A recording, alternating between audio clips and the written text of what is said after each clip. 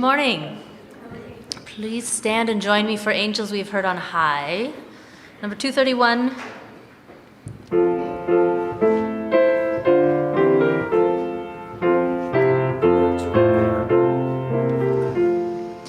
Angels we have heard on high, sweetly singing o'er the plains and the mountains in reply, echoing their joyous strains. Gloria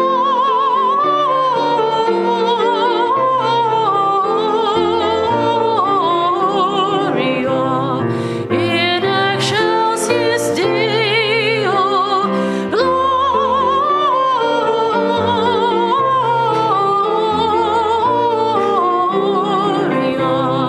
in excelsis Deo.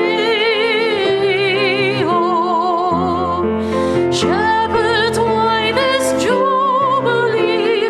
Why these songs of happy cheer? What great brightness did you see? What glad tidings did you hear? Gloria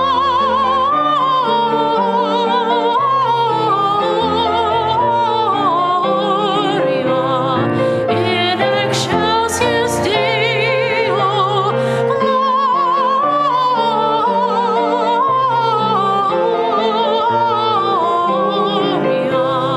in excelsis Deo. See him in a manger laid, whom the angels praise above.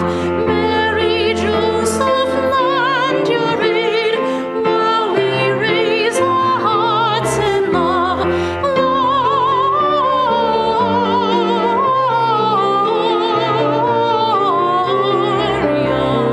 in excelsis Deo, Gloria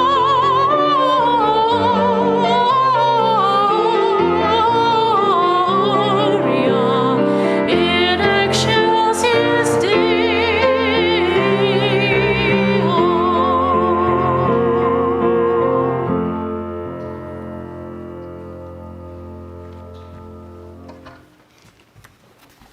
Great, thank you. Good morning. I'm Richard Steele, today's lay leader. I welcome all to the Unitarian Universalist Church of Spokane, including those who are with us in person in the sanctuary, remote attendees who've connected via our streaming feed, and those who are on Zoom interactively participating from locations around the United States and Canada and elsewhere in the world. We're glad to see everyone here. Today we have a guest speaker, the current president of the Spokane's Veterans for Peace, Rusty Nelson. Rusty says he's a war baby, born in Georgia while his father was serving as a Navy chaplain in the Pacific during World War II. He grew up in the Bible Belt, Georgia, Florida, Arkansas, and graduated in 1966 from Presbyterian College in South Carolina with a degree in English. He then entered the Army with an ROTC commission and served in Vietnam. It was in the early 1970s, while driving around Croatia with his brother, that he met his future wife, Nancy. She is one of 3 hitchhikers in need of a ride. I love that part of the story. It's sort of like karma meets serendipity. In 1981, he and Nancy moved from Minneapolis to Spokane, where they joined the Mennonite Church, one of the traditional peace churches. Until 2009, Rusty was also the director of the Peace and Justice Action League, PJALS, here in Spokane. Issues that Rusty and Nancy have promoted over the years include ending apartheid in South Africa. That one was successful. Oppression in Central America, racism in the United States, the nuclear arms race, the death penalty, and war after war.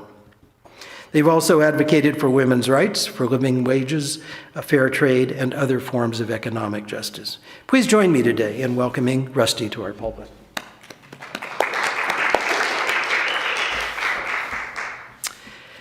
So whether you're in our sanctuary today or watching from afar, it is here that we join to create a nourishing religious home with a mission to champion justice, diversity, and environmental stewardship in the wider world, or, as we say more concisely, to create community, find meaning, and live justly. We've changed that recently. Now, please take a few minutes to greet one another.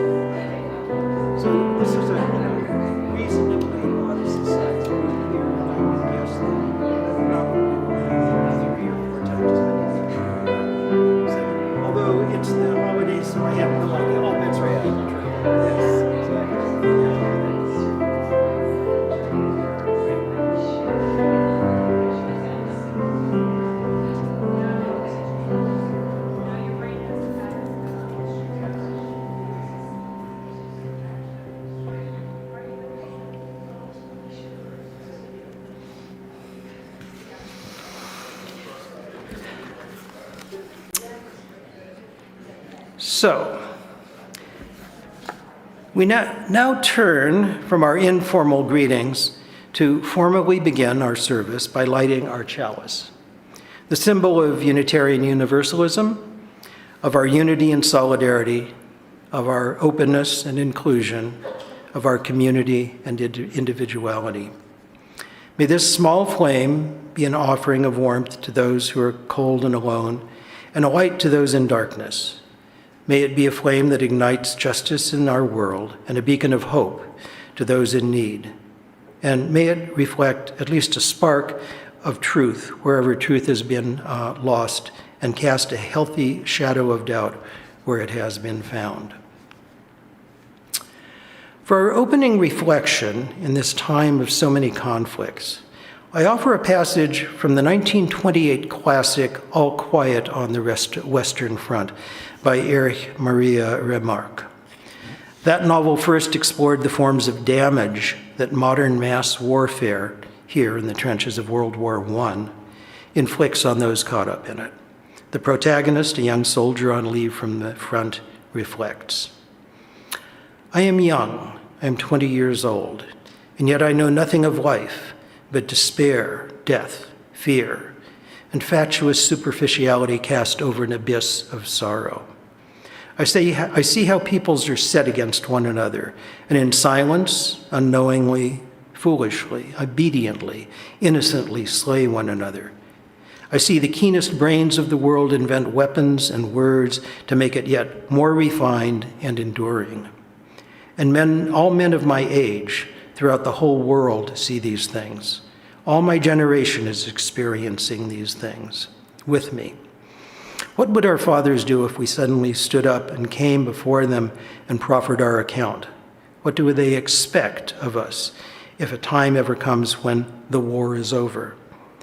Through the years, our business has been killing, and it was our first calling in life. Our knowledge of life is limited to death. What will happen afterwards, and what shall come out of us?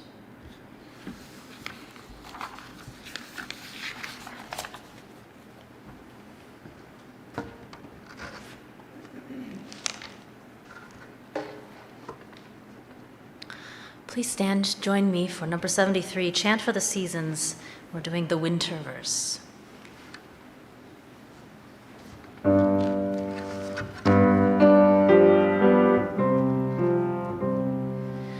Autumn cold has turned the star wheel, winter is upon us. Autumn cold has turned the star wheel, winter is upon us.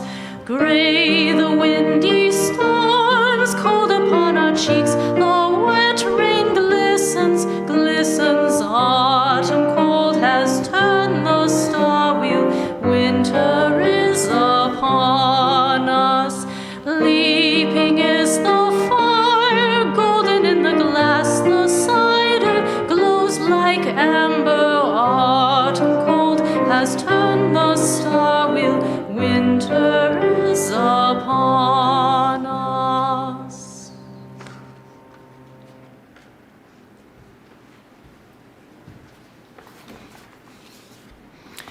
Each time we gather together as a congregation, there are always those who are in our hearts and minds and whom we want to wrap with love and care. We light a candle for them this morning. One candle we light for Cly Evans and Charlotte Strite, in memory of Charlotte's sister Carol, who recently died here in Spokane, as current news reports are covering. Some of you may remember Cly and Charlotte, as do I, as engaged congregants here before their move from Spokane to Big Fork, Montana. We also light a candle for all the people of Ukraine who are fighting and dying in the Russian war of aggression. And we mourn all the innocent victims of often indiscriminate violence in Israel and Palestine, whether in the Israeli state, in the Gaza Strip, across the West Bank, in Lebanon, and beyond. Let us share a moment in silence, embracing others who are here in our hearts. You are welcome to say their names, those named aloud and those remembered in silence, we hold in our community of compassion.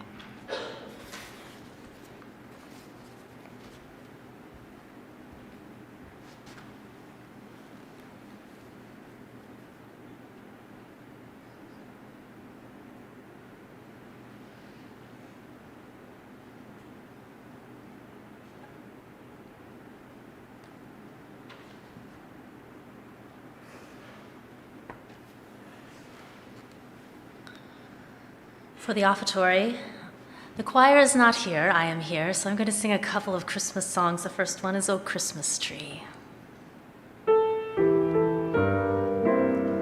Choir will be here second service. O Christmas tree, how lovely are your branches. O Christmas tree, how lovely are your branches. Not only green in summer's heat, but also winter snow and sleet. O Christmas tree, how lovely are your branches. O Christmas tree, of all the trees most lovely. O Christmas tree,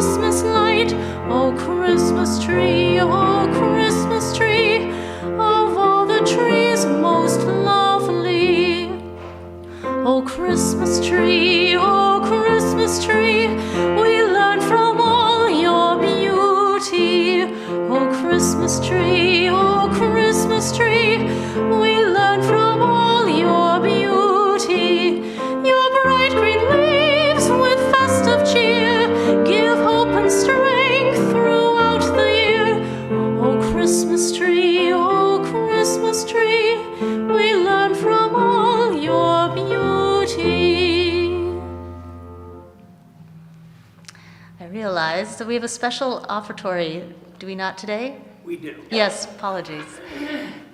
You were to introduce that. So we're going to do an offertory after this. Right. As you may have noticed in the order of service, today's offering is given up to the minister's discretionary fund. So this is a fund that sometimes is called the sharing fund, very important in this season of giving. And it allows the minister to help out people who have needs with donations from the congregation. So for those of you who are in the sanctuary, if this speaks to you, there's an envelope in the order of service. Please, you don't have to conceal the envelope. We do reuse them. And for those of you who are remote, if this speaks to you, you can also make an offering either by mailing in a check. The instructions are on the website online, or you can donate online. Instructions are on the website as well. Let's do a descant, the same song for offertory.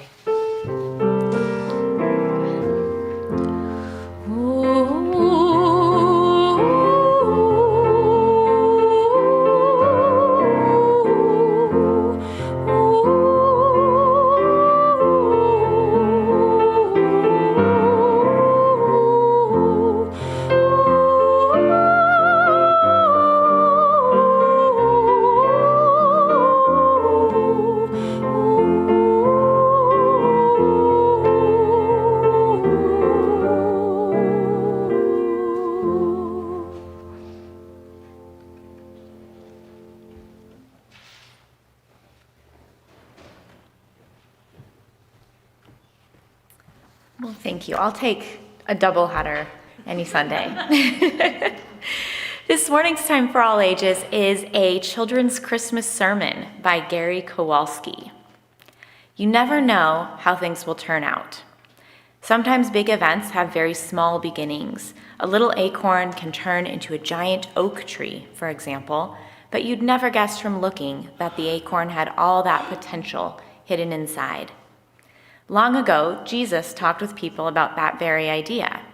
The people he associated with were folks like himself, farmers and fishermen and laborers who worked for a living, so he usually spoke in terms that would have been familiar to them. For instance, he talked about faith being like a mustard seed, which he said is the smallest of seeds. Well, I looked it up on Wikipedia, and a mustard seed isn't the smallest. An orchid actually has such a small seed that it's practically like a grain of dust. But the mustard seed is still pretty small. And Jesus might have chosen to talk about it because mustard is one of those plants that's practically like a weed. One plant can produce hundreds of seeds. And once it gets a toehold in a field or a garden, it starts to spread and spread so that states like Oregon and Virginia and North Carolina actually classify it as an invasive species, which means a species that tends to take over and go everywhere. Looks small, but looks are deceiving. And if you had faith like a mustard seed, Jesus said, you could move mountains. That's the way he talked, very poetically, helping people picture things in their mind. But what he meant was that if one person, just one person, had the courage to do what's right, it could sometimes change everything, even make a revolution like Rosa Parks. Have you heard of her? Yes? She is one of many people who said to a bus driver, "Nope, I won't go to the back." And that doesn't sound like much, but it took a lot of guts at the time.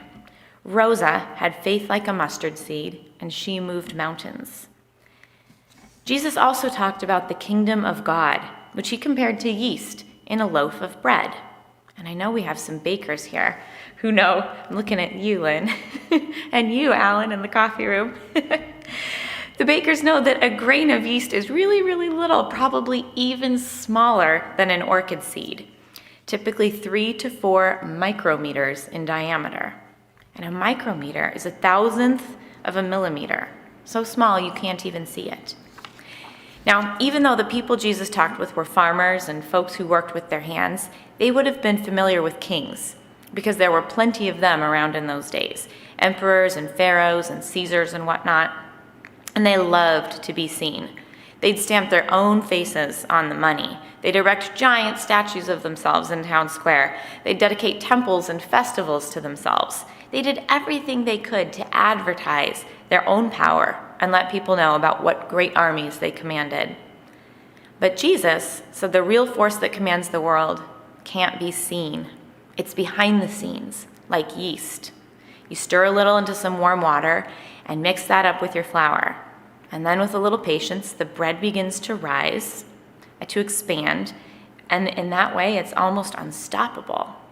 And the people listening to these stories thought to themselves, well, we're not kings, we don't have armies, but maybe we do have some power after all.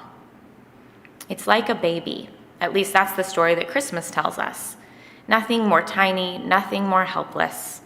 But one child, even a child born in a barn to a homeless family without much money, can change the world for the better and change the course of history.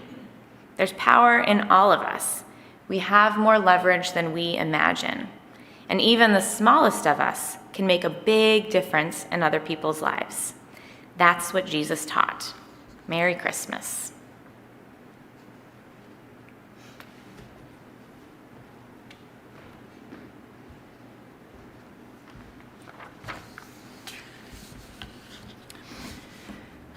As we prepare for meditation, I invite you to find a comfortable position, breathe deeply, slowly, mindfully, and reflect on these words of Desmond Tutu, a champion of the Truth and Reconciliation Commissions that launched the end of apartheid in South Africa in order to achieve the closure that is required to foster societal healing. Archbishop Tutu's words. True reconciliation is never cheap, for it is based on forgiveness, which is costly. Forgiveness, in turn, depends on repentance, which has to be based on an acknowledgement of what was done wrong, and therefore on disclosure of truth. You cannot forgive what you do not know.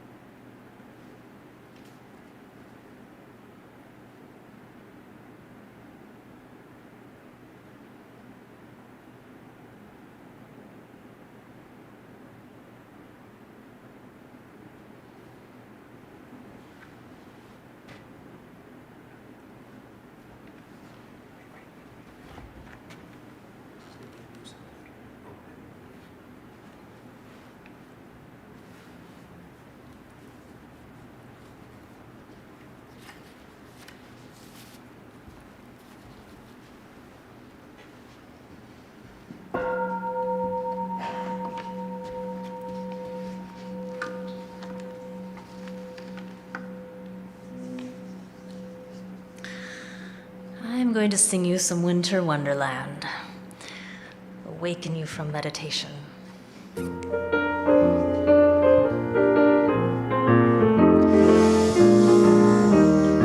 Sleigh bells ring, are you listening? In the lane, snow is glistening, a beautiful sight, we're happy tonight, walking in a winter wonderland.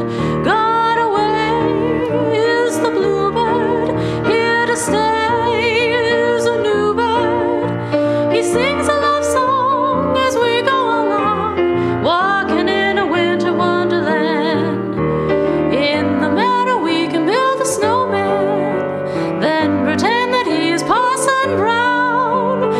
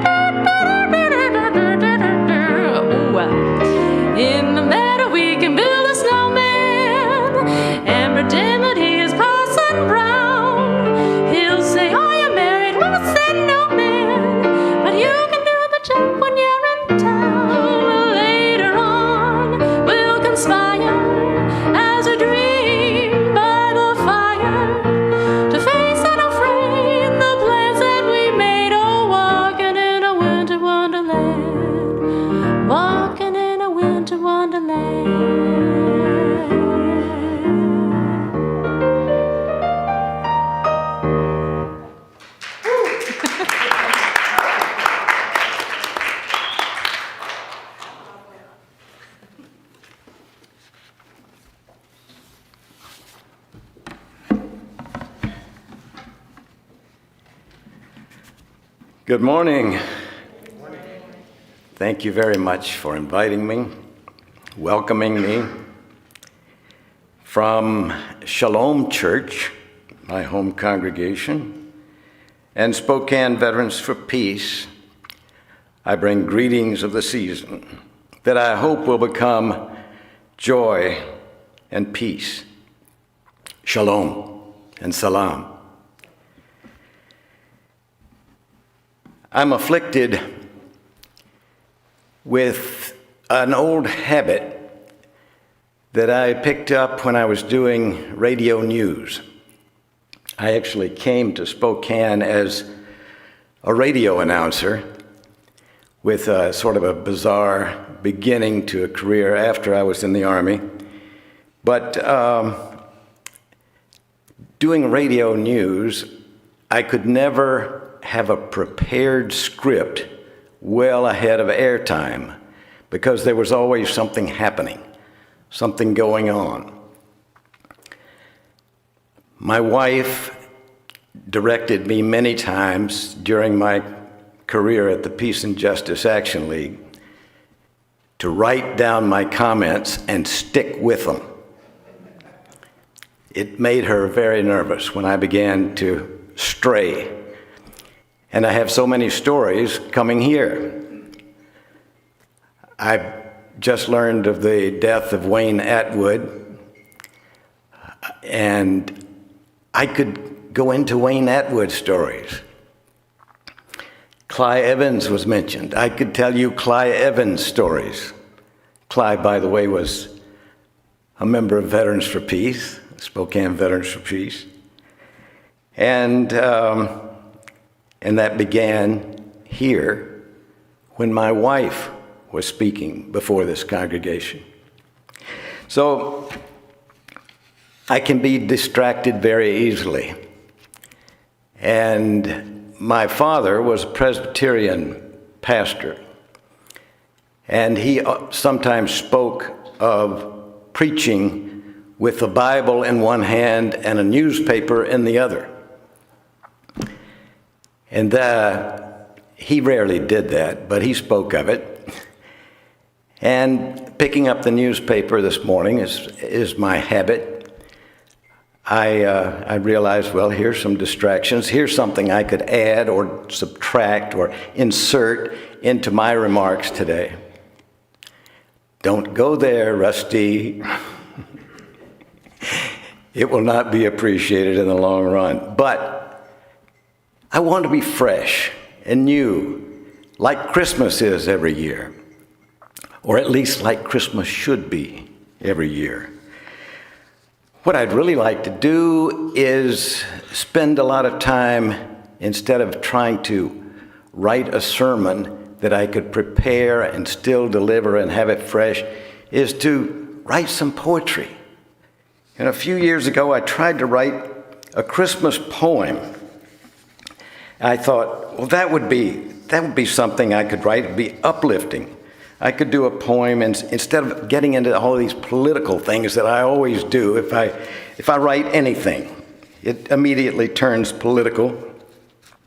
But I wanted to read you what I came up with, and it's part of the journey here.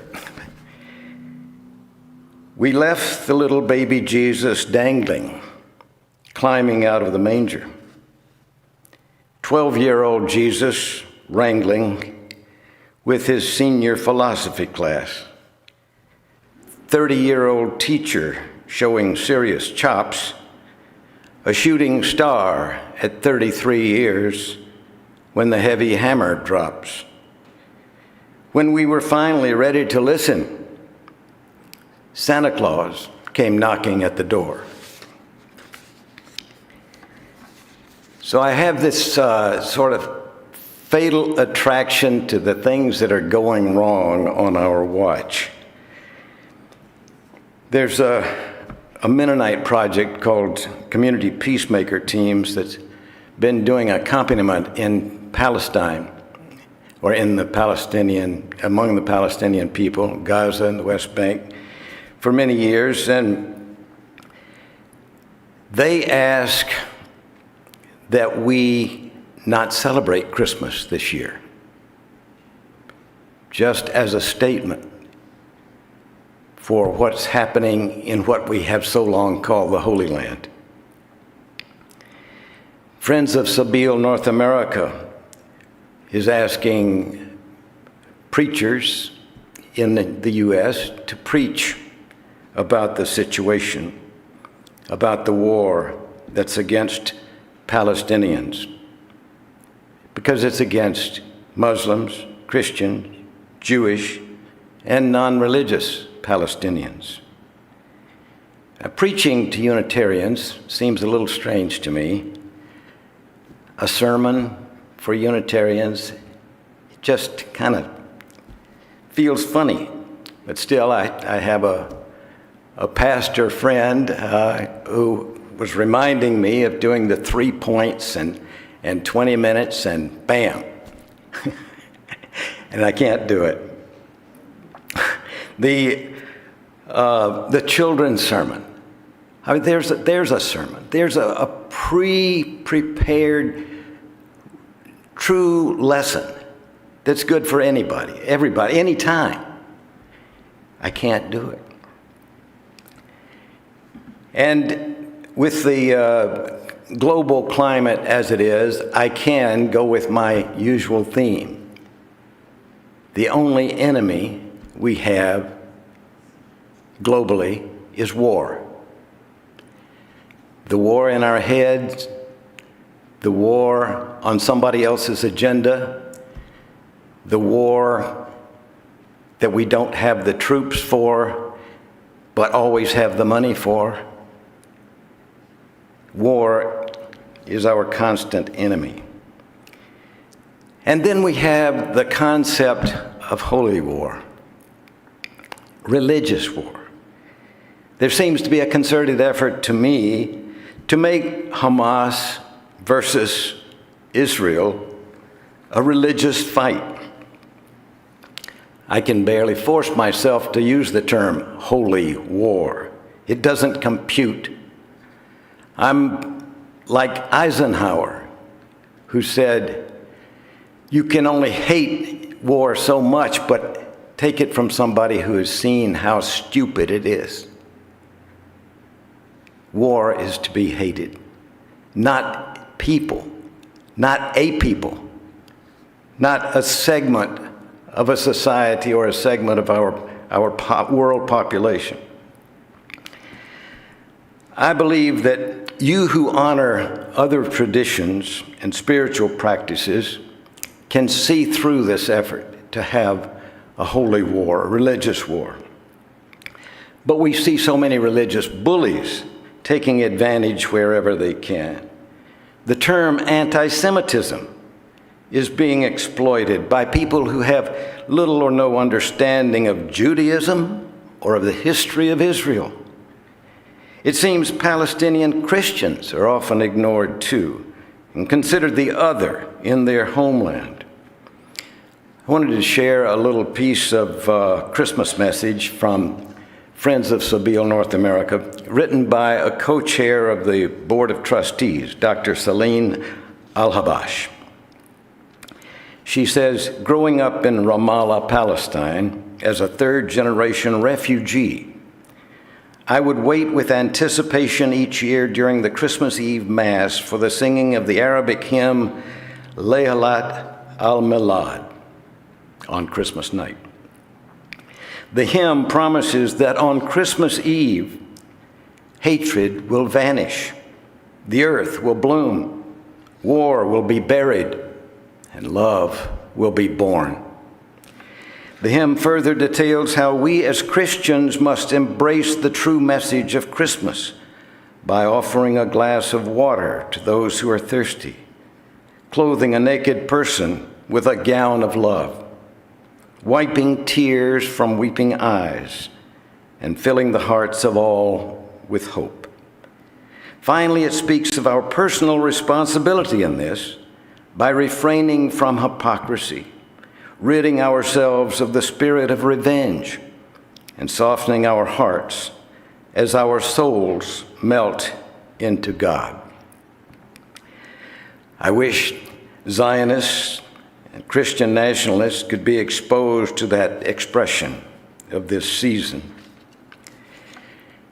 If I were to preach to Christians who approve of or condone Bibi Netanyahu's solution to the Palestinian problem, I would choose something from Sermon on the Mount, which is a favorite of Mennonites worldwide.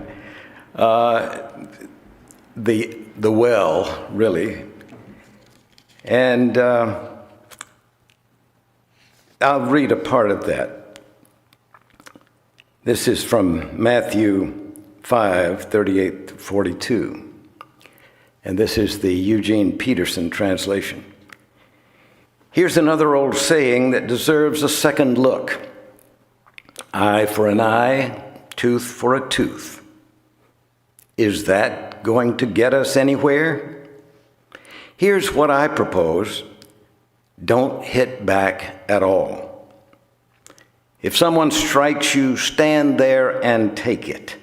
If someone drags you into court and sues for the shirt off your back, gift wrap your best coat and make a present of it. And if someone takes unfair advantage of you, use the occasion to practice the servant life. No more tit for tat. Live generously. I look at that passage right now because we used to use the eye for an eye thing back in death penalty work. Jesus' update on the old reading from Exodus, the law from Exodus and Leviticus, is a hard teaching for Christians, but one I'd heard all my life. But what I learned as an activist is that that was written, that was proposed, it was instituted as an improvement upon the general condition of power over the disempowered. It was common practice in those primitive times for whoever had power to take revenge in any way they proposed. An eye for an eye, life for a life. Is that harsh?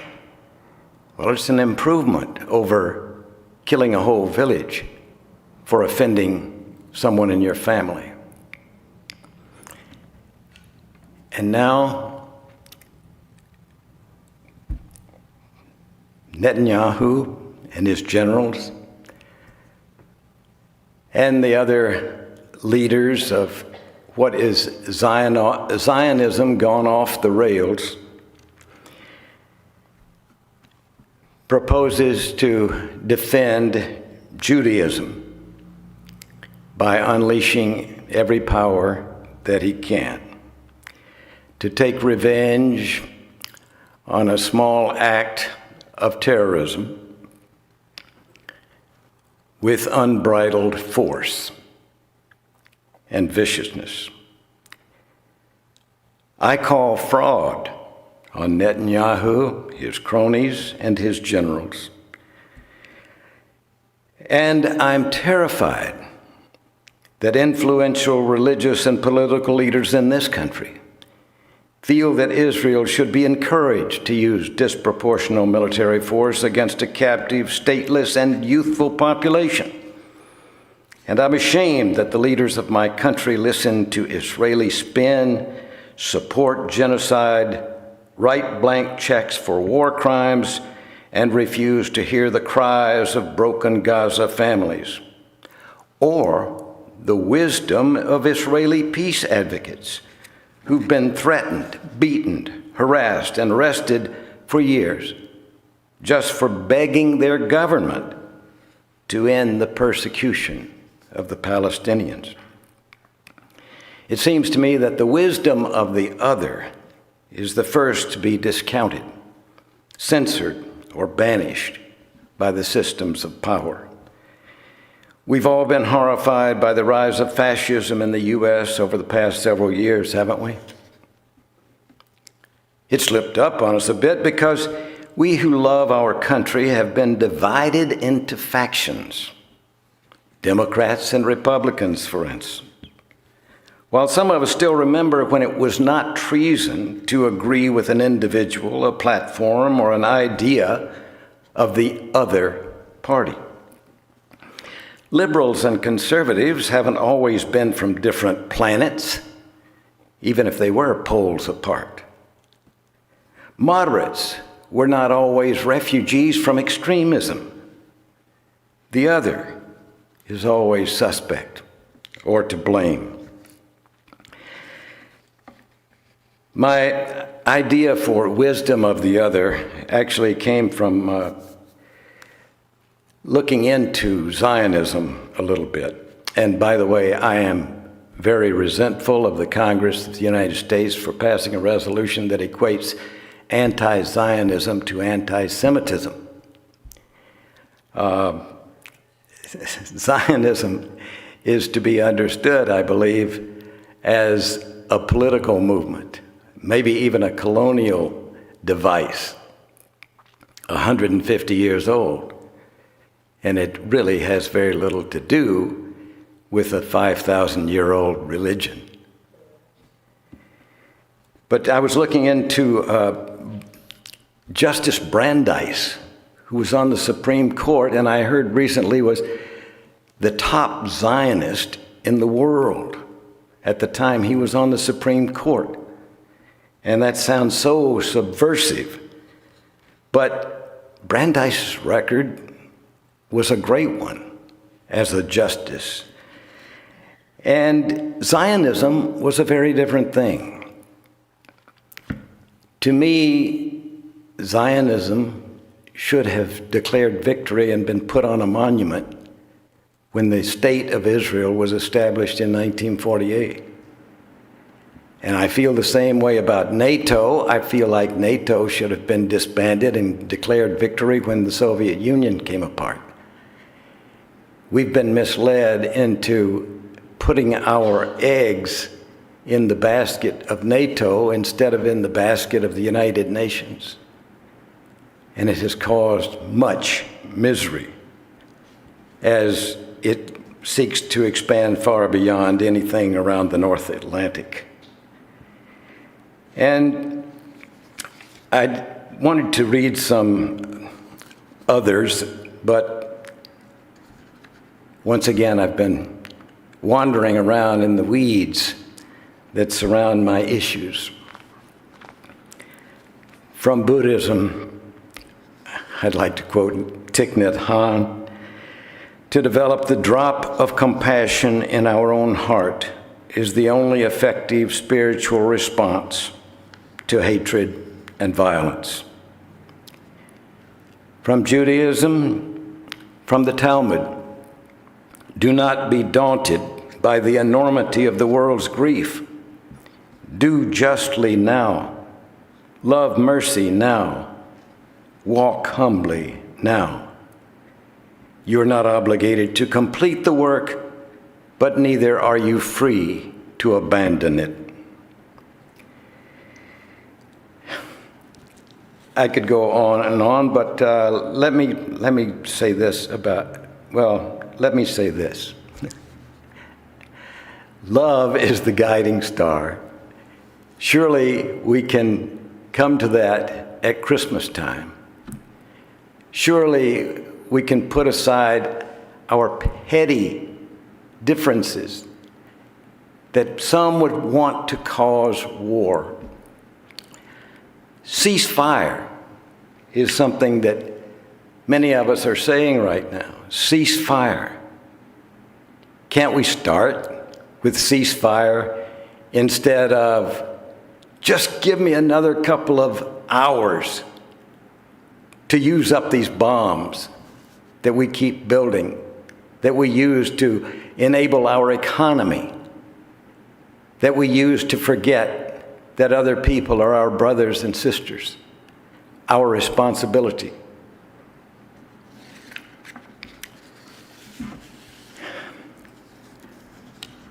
My great failure here is having a closing statement.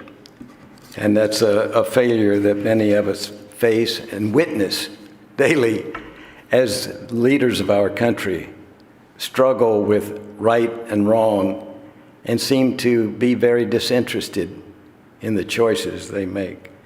So I appreciate being with you today and looking forward to a Christmas full of peace and a new year with some hope left in it.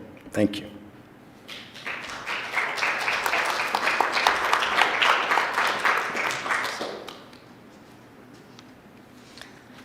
Thank you, Rusty. We're going to sing Silent Night if you'd like to stand up, but there's an insert in your order of service. I found some solstice lyrics, so we're going to do some solstice Silent Night today.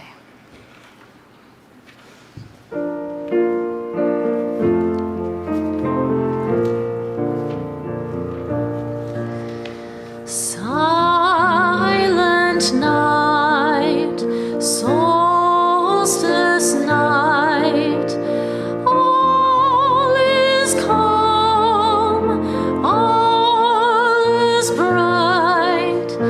Nature slumbers in forest and glen, till in springtime she awakens again.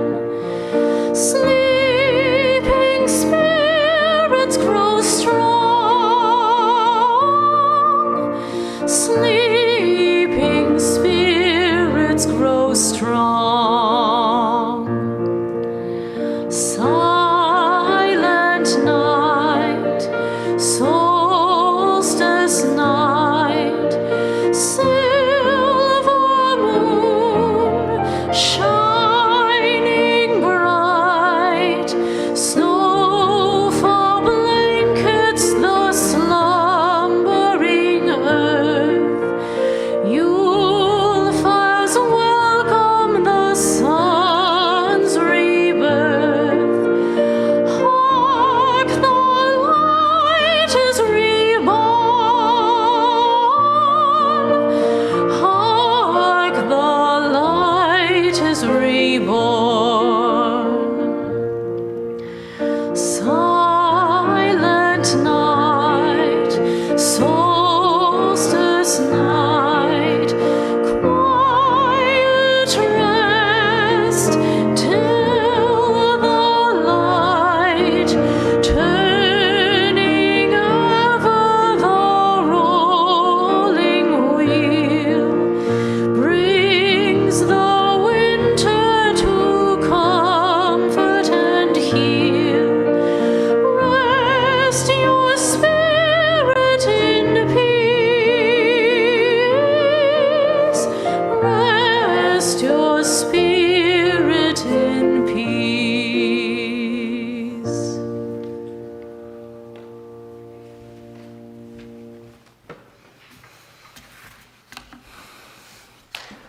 For our benediction, I offer the words of Thich Nhat Hanh, also quoted by our guest speaker, Rusty.